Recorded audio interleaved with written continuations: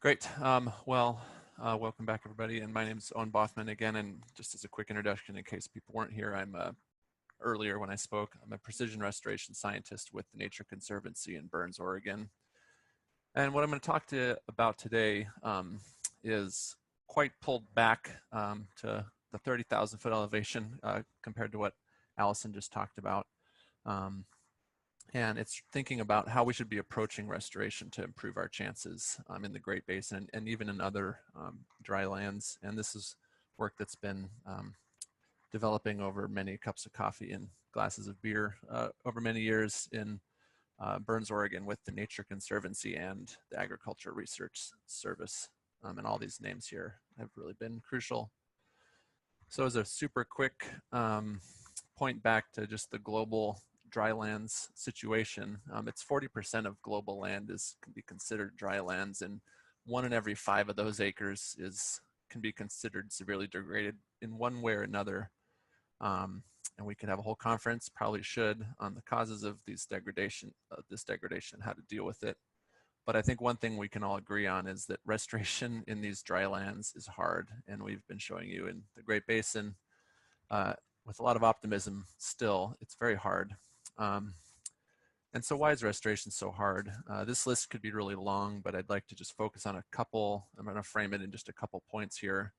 The main thing, I think, especially for drylands, is this episodic occurrence of favorable conditions.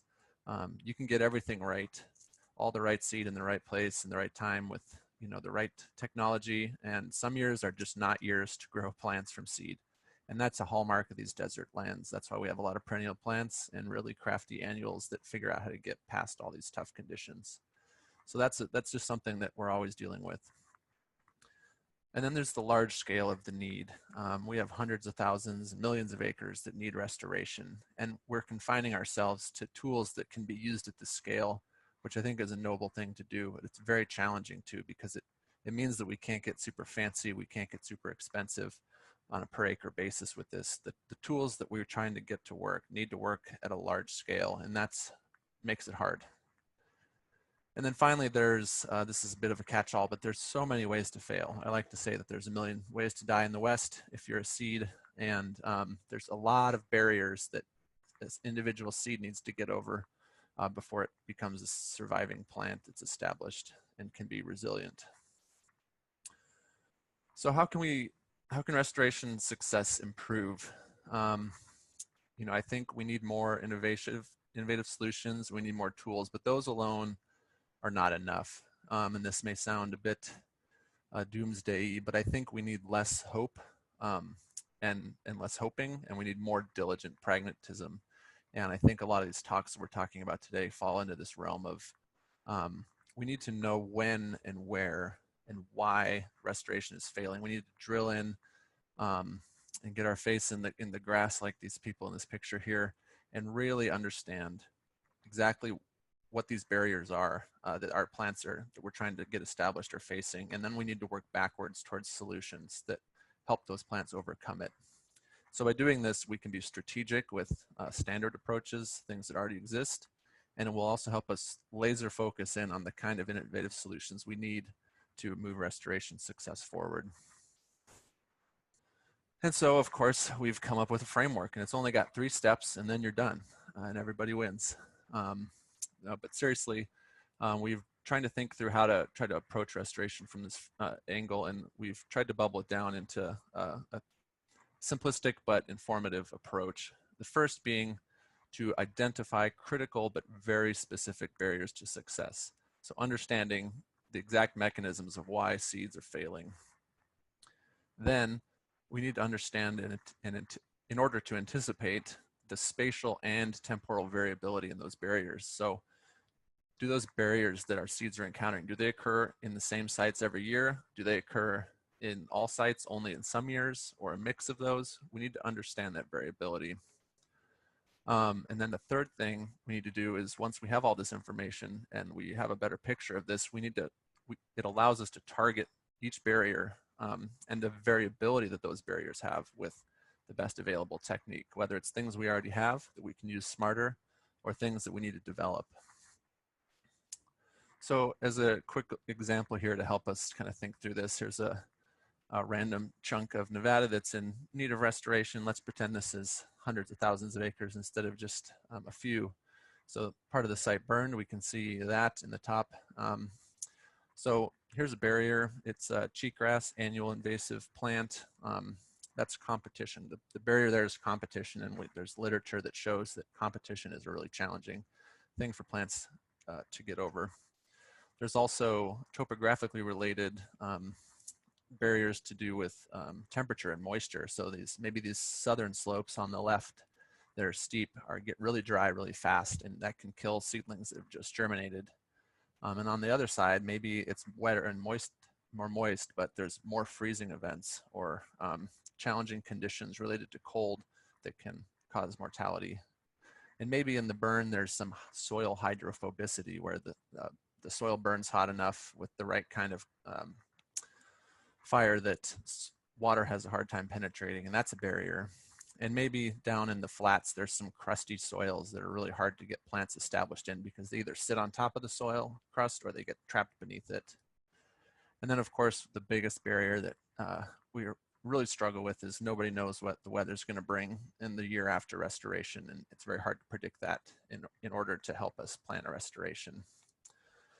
So once we have some barriers picked out, and this is just a few barriers, and we could argue about whether these are the right barriers or not, but you need to understand those barrier variation in space and time. And so you can see temporal variation going up and down here, and then spatial variation going left and right. And this is more of a theoretical thought process that you need to go through, but you need to think through, and we need to think through which barriers are spatially variable and which are also temporally variable. And by doing this, even in a rough scale like we're doing here where we just have some 4 quadrants, it'll start to help you if you're looking from a restoration planning standpoint. It'll help you realize what you're up against, and you can say, okay, I need to target certain things like maybe these post-germination conditions or cheatgrass invasion or other things I'm just gonna have to deal with, like summer drought is like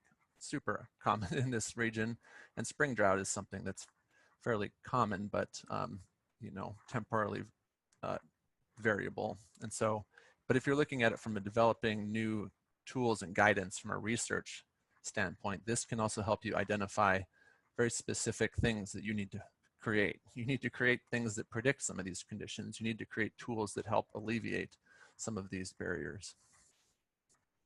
And so the third step is targeting those barriers with the existing or new techniques.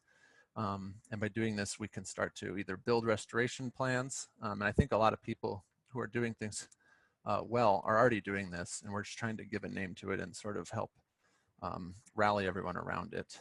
But from the research standpoint, this will also help us target barriers with new ideas. And so we've developed a little flow chart here that's in a paper that's under review on this topic. And I won't go through it specifically, but for each barrier, you move through this, and depending on whether your barrier varies in space or time and whether you can predict or map those things, you end up at different solutions in terms of what you should do. Everything from at the top here in this green box, a uniform restoration technique applied everywhere. If you don't have a lot of barriers, bottom left, you have very targeted techniques that are only in mapped areas to predict very specific barriers. And then on the bottom right, you may have solutions where you need to just repeat things or combine things in a bet hedging approach to try to get over barriers that are unpredictable. And from a developing new tools and techniques standpoint, from a research standpoint, going through this and you end up at, yes, I need to target this barrier. And then there's no tool for that, and there's no way to predict it. That's helping us identify important things that we need to work on. So to not dive into this too deeply, from a restoration planning standpoint, you could sort of work through this with our example that we have and build out some information about whether these mechanisms and barriers we've been talking about, vary spatially or temporally, and then you can start to look through the literature and come up with tools that have already been known to help alleviate those barriers. And here's, a list of things. And again, we could argue about what should go in these boxes, but the point is that there's some tools out there already and techniques that can help us do this. And as a quick shameless plug to a lot of the other talks we have here, you can see that getting the right seed genotypes and seed selection is a huge part of restoration. And if you can do that well, you actually can overcome a lot of barriers because adapted plants have fewer barriers to get over. But from a research and innovation standpoint, which is what the Nature Conservancy and the Agriculture Research Service in Burns has been looking at for a number of years, it's helped focus in on these barriers in particular and a few others not shown of a need for new tools that help overcome these specific barriers. And I can't get into it with the short time, but things like coatings that temporarily delay germination of your seed or priming that speeds up the germination of your seed may help us, if we can use them properly, deal with some of those post-germination barriers. And then there's these herbicide protection pellets that we're using and coatings that allow you to seed and spray herbicide at the same time.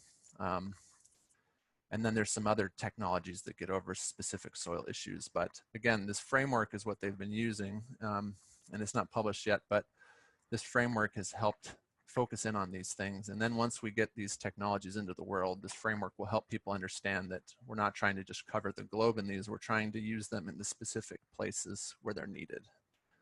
So to summarize, back to this restoration framework, it's very idealized and we're not there yet.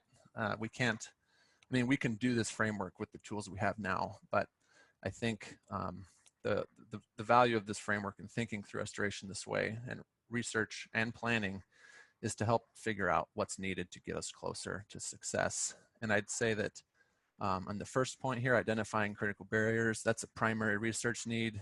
We need all the scientists out there doing all this great work like you've been seeing in previous talks, telling us all why things are failing, and that's hard work, but we need to do that. We need to keep getting more granular. The second point is applied research and management need. We need to be, the researchers and scientists need to be working with managers to, tell them what tools they're making, and the managers need to be telling them what tools they'll be using to help predict and understand how to get over these barriers. And it's very much research and management are needed to connect there. And in the third space, I think if we do these other things right, this could be a space for what I'm calling applied innovation, which totally made that word up. But if it's very clear what we need and how it's going to work and make restoration better, and the science is there, and these other things are in place, industry and other things that are not typically involved in restoration right now may have a lot more interest in developing these things or helping us produce things that we've developed.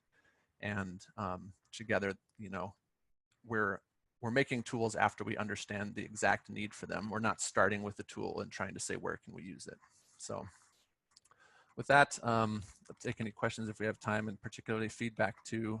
As I said, this is in review, but we're very interested in getting this ideas out of our silo up in Burns and seeing if it makes sense to people. So please get in contact with me if you have any questions. And I don't know if we have time now.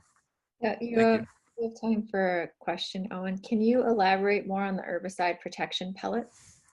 Yeah, I will say first off that they're not a silver bullet, they are jet black, but also to say that since I've started working with these seed technologies, people are very interested because we're all so hungry for things that are gonna work everywhere or really improve success. And the herbicide protection pellets are essentially activated carbon mushed up with a seed, whether it's a coating or a pellet, and it protects the seed from pre-emergent herbicide, which is used really increasingly in cheatgrass or Medusa head invaded places because it successfully wipes out any seeds that are trying to grow for a year, 2 years, sometimes 3 years with these new herbicides. And this technology allows the native seeds to establish and grow in that 2 or 3 year window when the cheatgrass and Medusa head can't grow. And There's a number of field tests that have been conducted, and I'm actually in a hotel room right now because I have to jet off to help plant more of these because we're testing 4 different kinds of coatings right now in 5 different states. But there's positive, it definitely works. It definitely protects seeds from herbicide, and it's just a challenge to, we're really challenged with making it in a way that can be really scalable. It needs to be something that we can produce, thousands and thousands of pounds of. And so we're trying to really simplify and hone in these technologies to be really useful at larger scales, because this invasion situation is a very large scale problem. But happy to chat more about that if anybody wants to reach out.